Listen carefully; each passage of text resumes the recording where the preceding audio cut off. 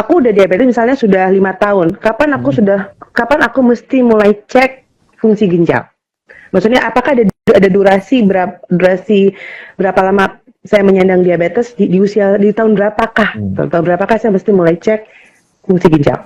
Umumnya komplikasi itu mulai terjadi pada 5 atau 10 tahun umumnya ya. Tapi kan kita tidak tahu kapan ketika kita terdiagnosis itu kita sudah berapa lama mengalami diabetes. Jadi sejak awal ketika seseorang terdiagnosis diabetes itu harus langsung kita screening apakah ada masalah dengan ginjalnya atau ada diabetic kidney disease atau ada albuminuria atau tidak. Minimal albuminuria ya, karena albuminuria itu kita bisa melihat progresnya seperti itu.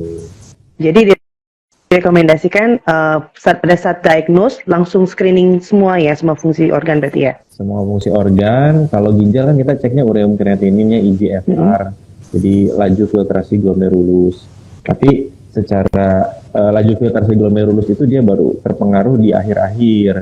Kalau kita mau screening awal, kita melihat dari kencing sebetulnya, air kencingnya. Jadi urinnya kita cek yang namanya albumin urin.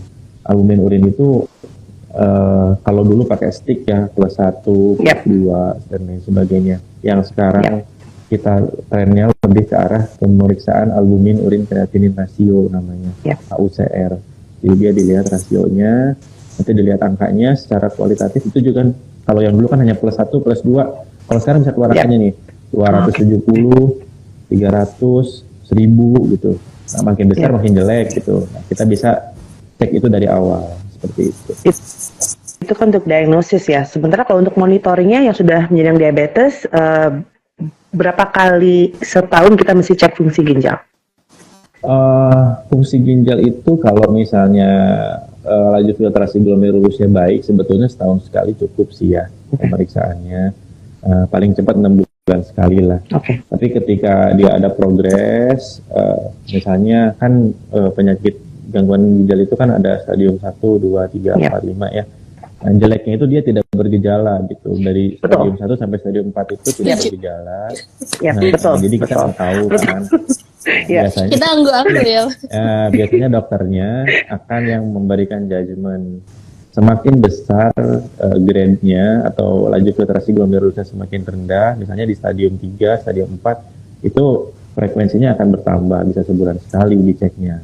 Tapi kalau misalnya dia di stadium 1 atau malah dalam fungsi ginjalnya normal, kadang-kadang kita hanya perlu memantau gula darahnya, kemudian albumin kreatinin rasionya kita bisa pantau di situ. Kalau albumin kreatinin rasionya membaik, mungkin kita nggak perlu cek laju filtrasi glomerulusnya dulu, karena dia biasanya tidak terdampak seperti itu.